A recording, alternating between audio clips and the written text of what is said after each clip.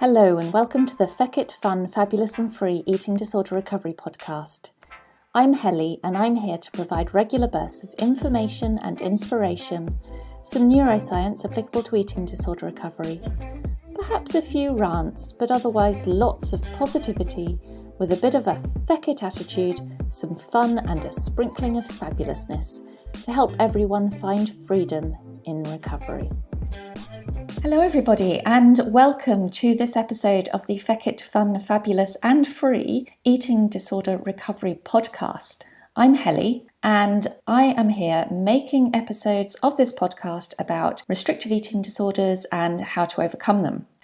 So I know I've not been particularly active on putting out podcast episodes over the last few months, and that's because, as I think I told you in my last episode, I have been writing actually two books about restrictive eating disorders and about what they are, or what I now understand them to be, and how to overcome them. So now that a lot of the writing is pretty much done and I'm getting towards the stage of pressing the publish button, which is very exciting, I'm going to start talking to you a little bit more about exactly what these books are about and what I now understand eating disorders to be, and how that information might then help you in addressing your eating disorder, understanding it, and being able to really then work out what you need to do to overcome it.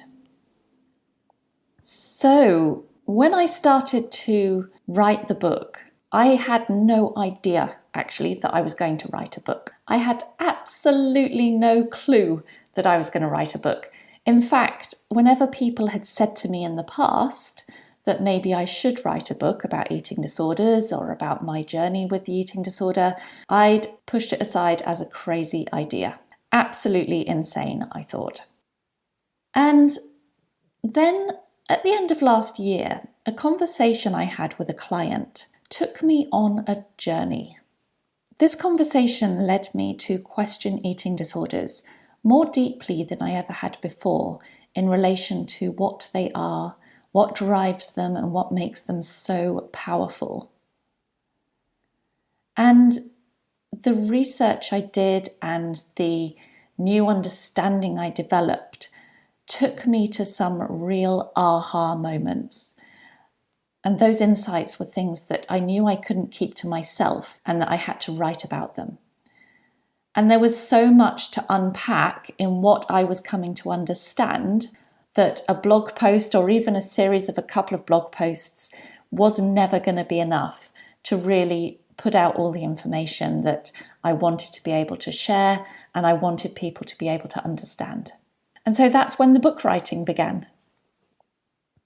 And before I started to embark on this research and writing process, I considered myself knowledgeable about restrictive eating disorders. I knew how they made a person feel and think, and I knew what it's like to live with one. But I could never really get my head around why they make people behave in the way they do. What's happening really inside the brain to drive these semi-starvation behaviours that, despite the fact someone's life is falling apart because of them, they're powerless to stop them? And I will admit that in the past I fell on the fear of weight gain bandwagon as an explanation for why people behave the way they do with restrictive eating disorders. But that explanation never really rang true to my experience or that of others that I've known. But now I understand that restrictive eating disorders are not driven by a fear of weight gain, as is so commonly believed.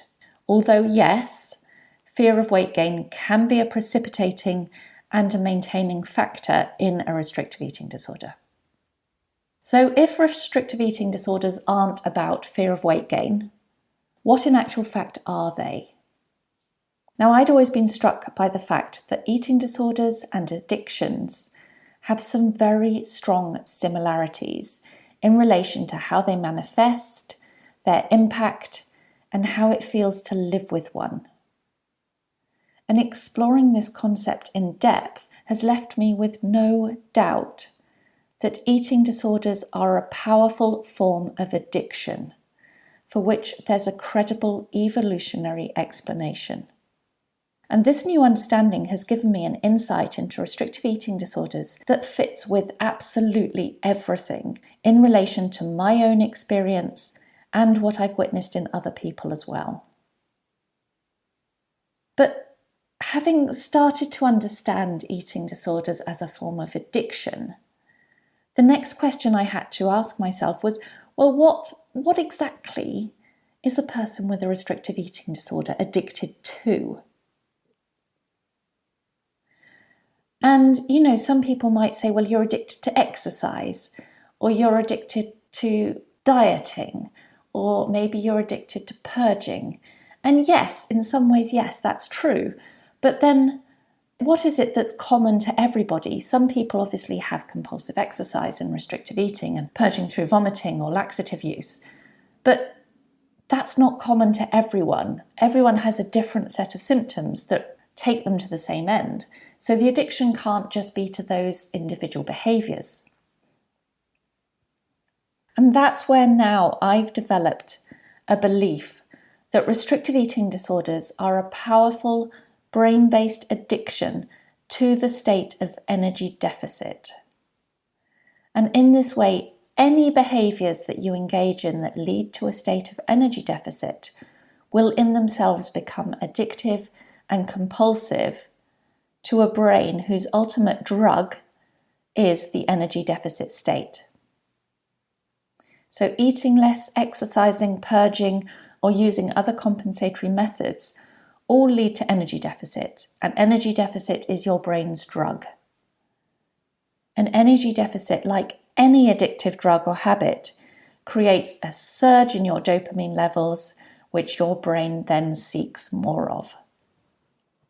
And in this episode, I'm not going to get into the neuroscience, but just to reassure you that all of this does make absolute sense on a brain-based level as to why this would happen, and it ties into the evolutionary theory for eating disorders too. And I've spoken about all of that and so much more besides in the book, and I will cover some of it in future episodes of this podcast to try and help you understand it all in a bit more detail.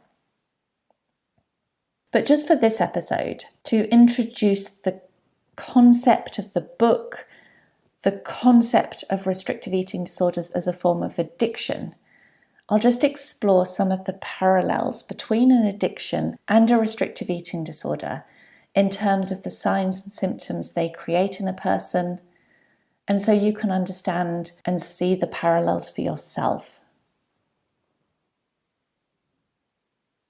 So an addiction to anything starts when someone either consumes an addictive substance or engages in a habit-forming behaviour, and it makes them feel great.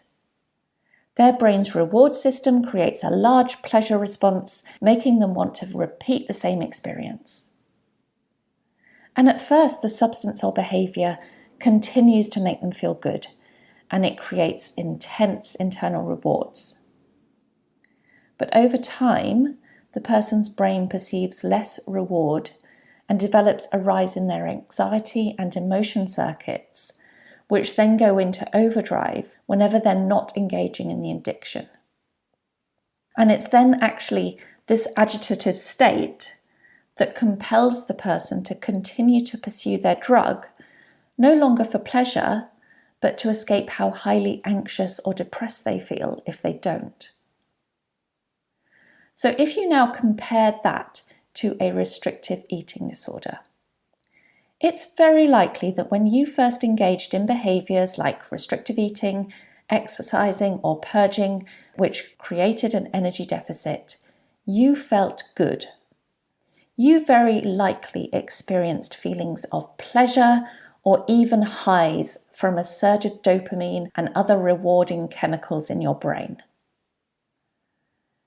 And that might even have been reinforced by praise from others for some initial weight loss or a self-satisfaction at seeing the numbers on the scales go down. And that resulted in your brain seeking out more of what led to this internal sense of reward. But as the eating disorder took hold, it's very likely you stopped getting the same buzz from engaging in the behaviours. But despite that, you felt powerless to stop them because attempting to do so led to agitation, anxiety, or even panic and low mood. And your brain quickly learned that the agitation and anxiety at not engaging in the behaviours were instantly overcome by continuing to pursue them. And that became so efficient that you now engage in the behaviours automatically before any discomfort even enters your conscious awareness. And in this way, the automatic pursuit of these now compulsive eating disorder behaviours gives you an ongoing sense of calming numbness and an ability to function somewhat normally, even though the behaviours themselves hold no real reward or pleasure. So let's then take this a bit deeper. I'm going to go through some of the typical signs of an addiction, and for each of those signs, make a comparison to the experience of an eating disorder. So the first sign of an addiction can be considered as tolerance, and this is when the need to engage in an increasing level of the drug to feel the same positive effects from it. So with an eating disorder, many people find that the level of restrictive eating or the amount of exercise they engage in increases over time. And if you have 1 or 2 days of increased restriction or exercise, it can be very, very hard to reduce it back to the level it was previously. And that's because the feel-good effects from the behaviours are now linked to that higher level of engagement. The next sign is when it's become a coping mechanism. Over time, any addictive drug becomes a way to cope with emotions and to feel normal to such an extent that you develop a dependence on it. So people with eating disorders quickly learn to use the behaviours to manage difficult emotions or stress. And when this incredibly effective coping mechanism is no longer available, levels of distress can build very, very quickly. Then there's withdrawal. If someone is unable to pursue their usual drug fix, they are likely to feel anxious, irritable, restless, and depressed. They're also likely to experience possible sleep problems. If you're attempting to overcome an eating disorder, you will very likely experience these same withdrawal symptoms when you stop engaging in the disordered behaviours. The next consideration is having a lack of control over the drug. And this can be reflected in unsuccessful attempts to cut back on or stop engaging altogether with the drug despite wanting to. Perhaps you've tried to stop exercising, but within an hour found yourself pounding the streets before you realised what had happened. Or maybe you can relate to situations such as saying to yourself, "Today I'm going to eat a brownie with my lunch," only to find that the discomfort became overpowering and you resorted to your usual low-fat yogurt instead. The next consideration is time. The drug consumes a huge amount of time in your life, from planning for it, engaging in it, or recovering from it. And many people with eating disorders spend a lot of time engaging in habitual lower-level movement and more formal exercise, or time is commonly taken up on planning out restrictive food intake and consumed by engaging in ritualistic eating disorder behaviours. Then there's the fact that an addiction will lead to a reduction or neglect of other areas of your life.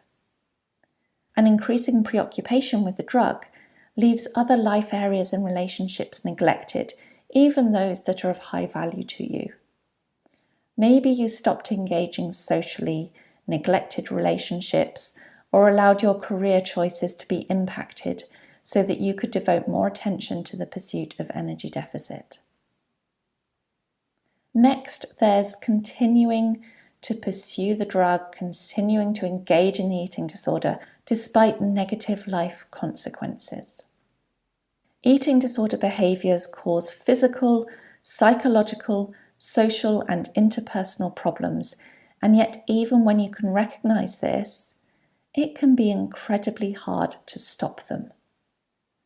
It's likely that you continue to eat restrictive amounts and engage in compensatory behaviours, despite clear indications from your body or even warnings from health professionals that continuing to do so could lead to significant physical harm. And then, with any addiction, one of the key signs is when people will minimise the extent of the problem. And this might be hiding how great an impact your dependence on the drug has, or how often you are engaging in the behaviours. So maybe you've attempted to reassure your family or friends that you're eating sufficient amounts by leading them to believe you're eating more than you are.